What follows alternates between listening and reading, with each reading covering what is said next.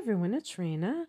So this video is if you have your sun in Scorpio and your moon in Cancer. As you probably know, these are two water signs, and so it's definitely a very emotional combination. The moon is the ruler of Cancer, so that just heightens the emotional signature that you carry. But then on top of that, your aspirational self, the part of you that wants to make your mark on the world, is in an emotional sign as well. Just because these are two water signs doesn't mean they express themselves in exactly the same way. Scorpio is like the poker player with the poker face that doesn't like to show their emotions to the world. There's a mysterious, or if you want to say a challenging side to that, a secretive, um, definite impulse within Scorpio to hide your emotions so that you can feel more powerful. The rulers of Scorpio are Mars and Pluto, and both of those planets in their own way are power seeking. Mars through strength and Pluto through control.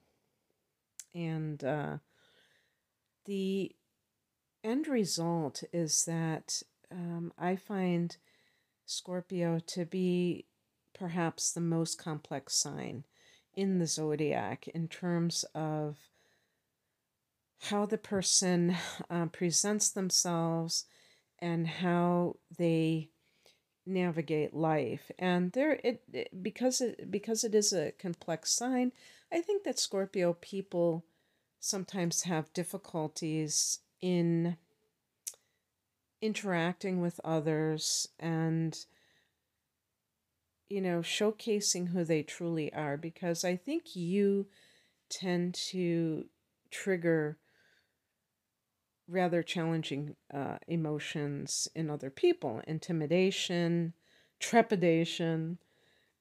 So then we look at Cancer, and there is a tenderness with Cancer. Cancer is a nurturing sign. Cancer rules the fourth house in astrology, which is the house of home and family.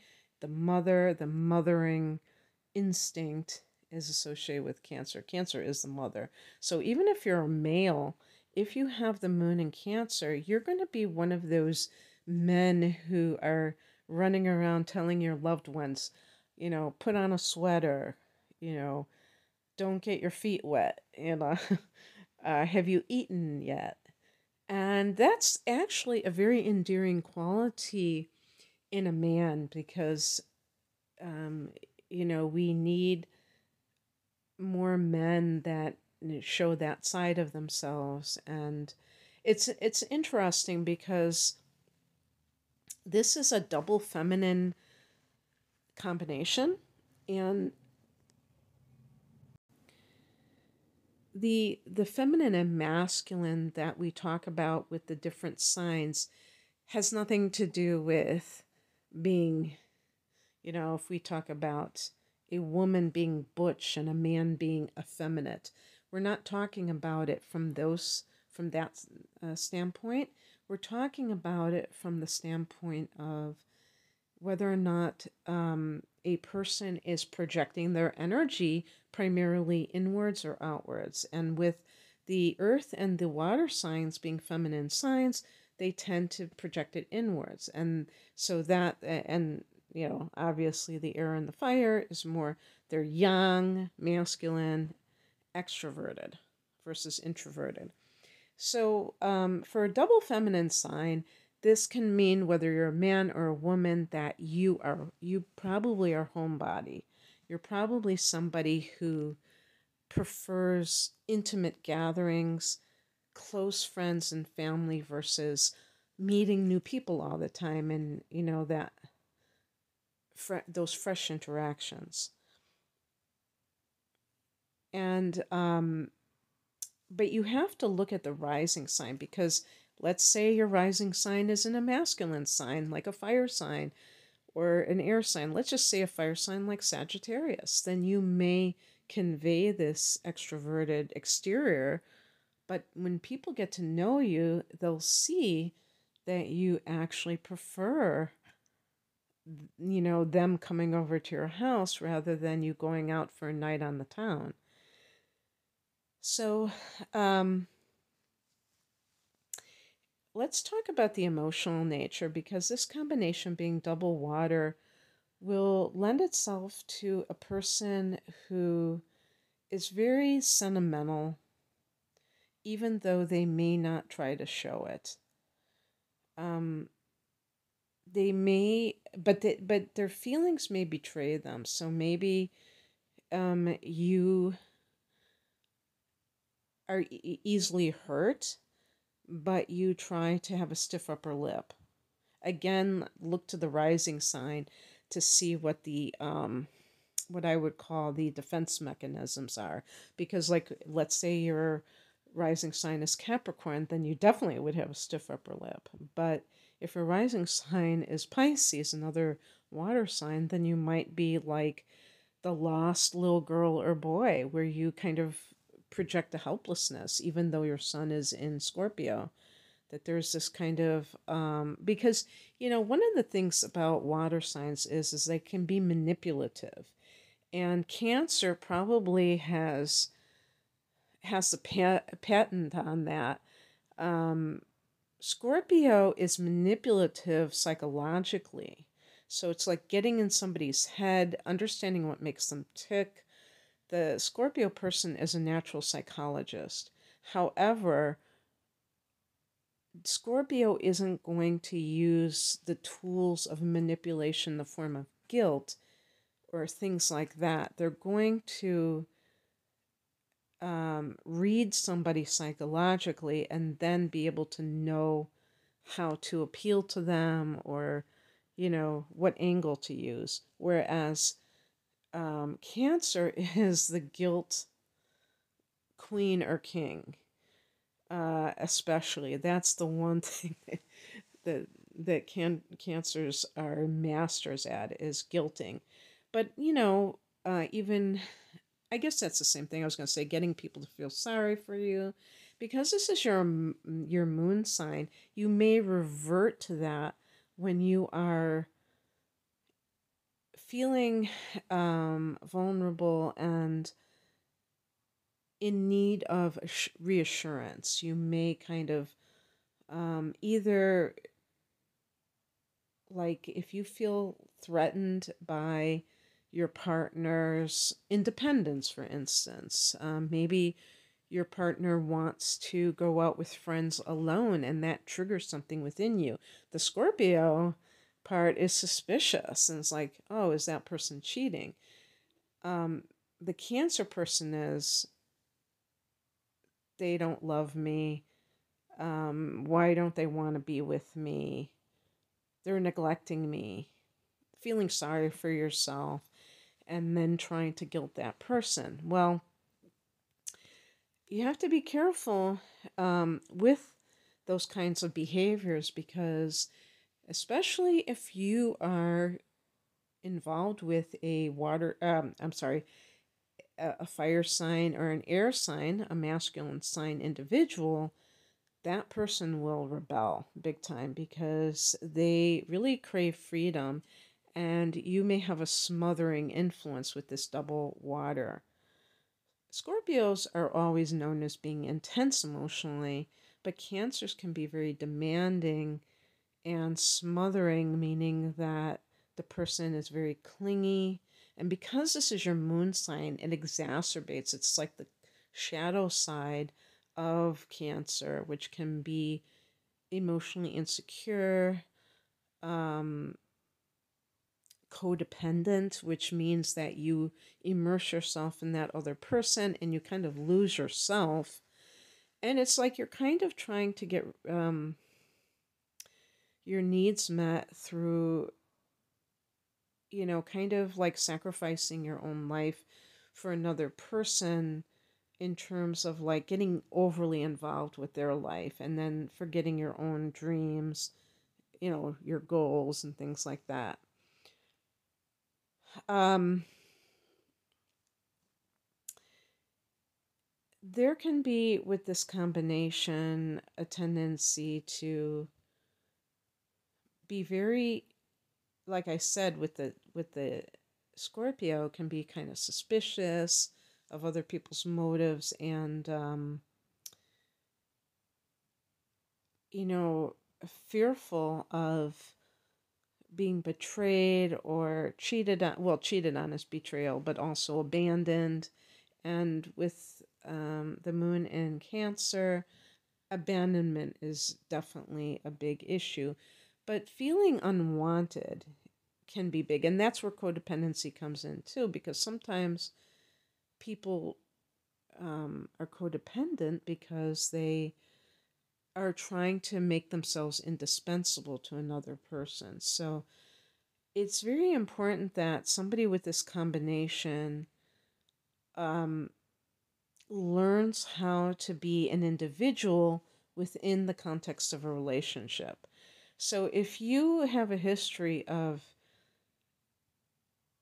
getting lost in a relationship and being overly dependent on it to fulfill all your needs, then you definitely would benefit from, like, if you're like a serial monogamous where you just go from one relationship to the next and you don't want to be alone, or like you feel like you can't just be by yourself, you always want to be in a relationship, then it probably would be beneficial to spend a season by yourself, getting to know yourself better and learning how to, kind of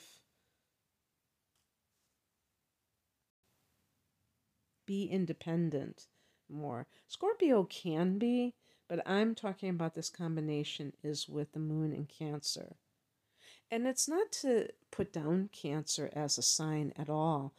Really, what I'm going with is the moon position, because even though the moon rules Cancer, so there is an alignment there, um, if your sun is in Cancer, you're not going to have as great an emphasis on this because, the sun is connected to it. But this with the moon, it's like exacerbating or doubling down on what that represents, and it becomes even stronger. So this combination is actually very good for artists of all kinds, including actors, anybody who is trying to lose themselves in a part and become different people. Water energy is like the channeler. And I really think more and more that some of the great actors are able to, and actresses are able to channel even fictitious characters. But if you've ever seen um, an actor or an actress who plays a famous individual, and you say to yourself, oh my gosh, that person like totally nailed it, I feel like they are channeling that individual's energy. An example would be Daniel Day-Lewis doing Abraham Lincoln, an Englishman doing an American, but with the Southern accent, no less. But Daniel Day-Lewis isn't a water sign; he's a Taurus, I believe. However, I don't know his chart. Maybe he has the moon in a water sign. Maybe he has, his rising sign in water and he's ruled by water. But the point is that you're very fluid, being water, and so you can take in. So it's naturally empathic, this combination, which means feeling others' emotions. times people, I think, confuse empathy and compassion. They're not the same. Empathy means, or like an empath, I should say, means somebody who can take in the emotions of other people as their own. So sometimes it's even unconscious. You walk into a room and all of a sudden you feel agitated, and there's nothing that has made you feel that way specifically, but you still feel that way. Well, there could be somebody in that room whose energy you're absorbing at a very deep level. Um, that doesn't mean that the person's always going to be automatically kind. Compassion simply means that you put yourself in the shoes of somebody else and you can feel how they feel. Actually, a person who has empathy might be a jerk sometimes because they are agitated being in a room full of a negative vibration, and they may lash out or not be themselves because they're in that negative space. So it's but I do feel that you're probably kind. um Scorpio can be fierce, let's face it. But when you have the moon in Cancer, that kind of softens the Scorpio, um, those scorpionic tendencies, and makes the person more concerned about how they're coming across to others. Because you may have natural psychic talents, you may gravitate towards a field that celebrates these things. You know, you may become a psychic. You may become some other type of healer. Shamanism is perfect for a Scorpio because you rule the eighth house, which is about personal alchemy, and that's what shamanism is. It's about transformation.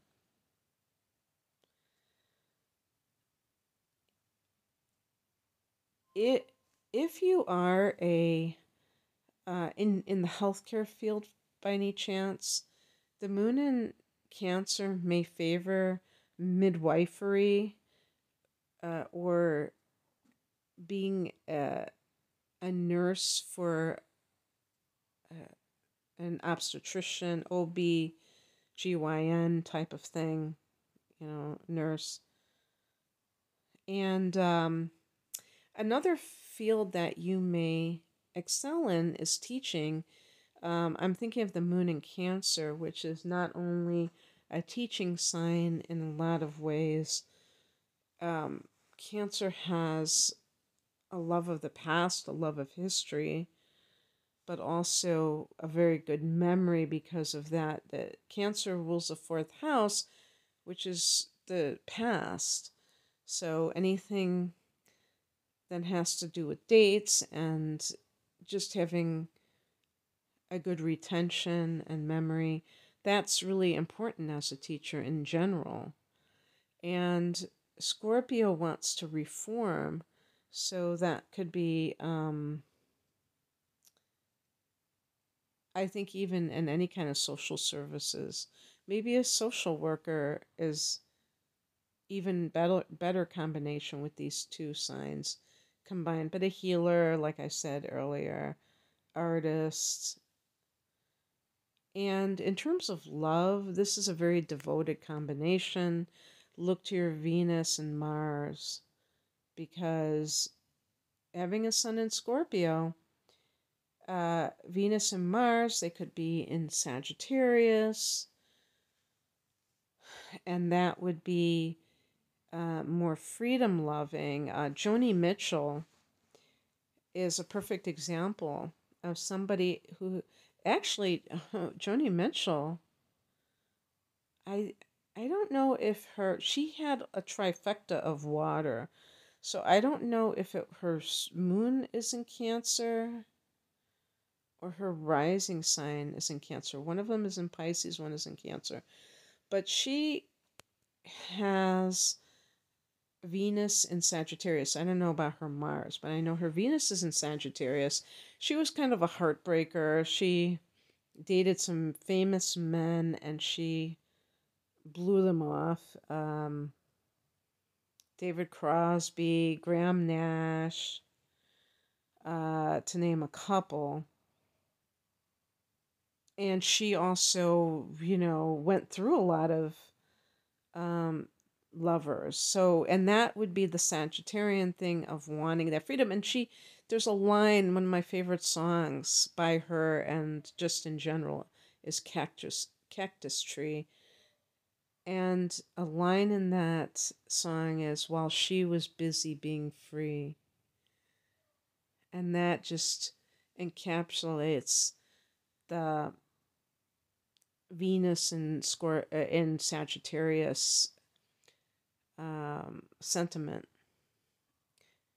But her sun is in Scorpio, so that really does indicate somebody who can be different when she is in that space of love. And but anyway, so some of you may have that, or even Venus in Libra, which is very romantic, but it's an air sign, and so the person may show a little bit more detachment, you could say, even if they're in love with love. So, but I do think that this combination is very family oriented, very, very capable of sticking with a person through thick and thin, and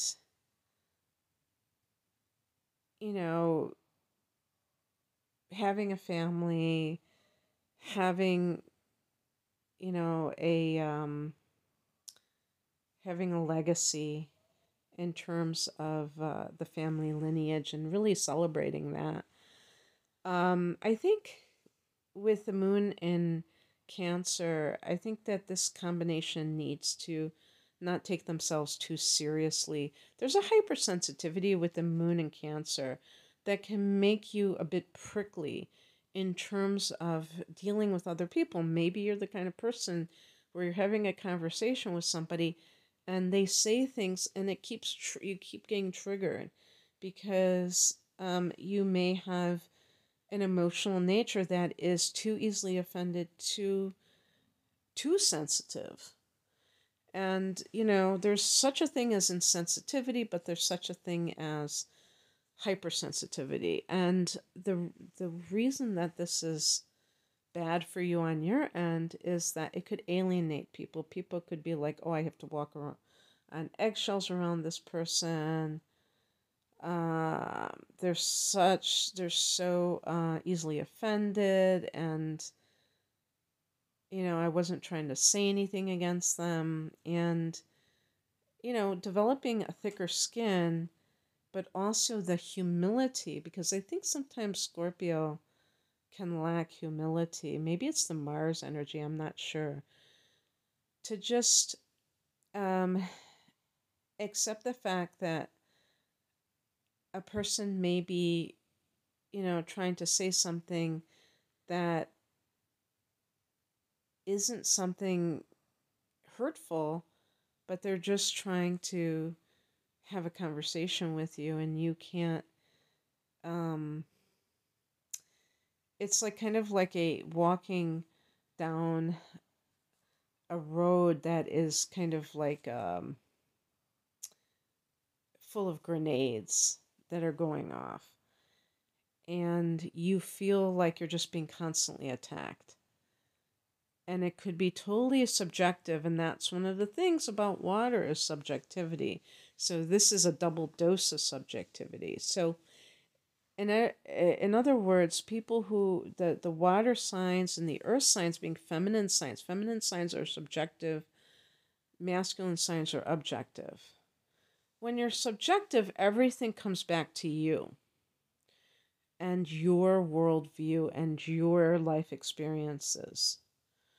And sometimes you have to, well, I think you always have to bring it out, bring it to the bigger picture. Stop making it so personal to you, which is really the microcosm. There's a macrocosm. And there are other viewpoints in the world besides your own. There are other experiences in the world besides your own, even within your own race, even in your own gender, uh, or what have you. There's not just one thing. And that can be hard for you to wrap your brain around because you are so into your experience, your life experiences. And that this combination can be quite prejudiced. Also, look to your Mercury sign, which is how you think. Is it in Scorpio as well?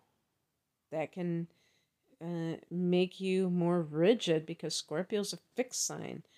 Fixed water can be rigid emotionally. Prejudice, people conflate prejudice with racism. Racism is a form of prejudice, but it's just one form of prejudice. Sexism is prejudice. Ageism, all the isms are prejudice. And people who prejudice is, usually based on somebody having a bad experience and then overgeneralizing it to everybody from some group. So it could start with daddy. If you're a woman who's attracted to men, if daddy treated you badly, then if you're a double water sign, you have a greater chance than normal of holding resentment towards all men. Doesn't mean that you're going to do so necessarily, so please don't get angry at me, but it could be very possible. And you wouldn't even necessarily know that you were doing that. You might just be so rooted in your memories and your experiences of that thing that happened that you would just think that you are being logical. And so, yeah, kind of breaking free of the insular mentality. And I'm kind of, kind of mixing up. When I say mentality, I could be talking about attitudes, emotions that the person has that are based on their personal life experiences. Your experiences are not completely meaningless, but they're not the end all be all. So you have to dance that fine line. But yeah, this can be a very caring combination, and people can really feel that you care. So that's what I have for you. I hope that this resonated. If you would like a private reading, the link is below. Take care. Bye.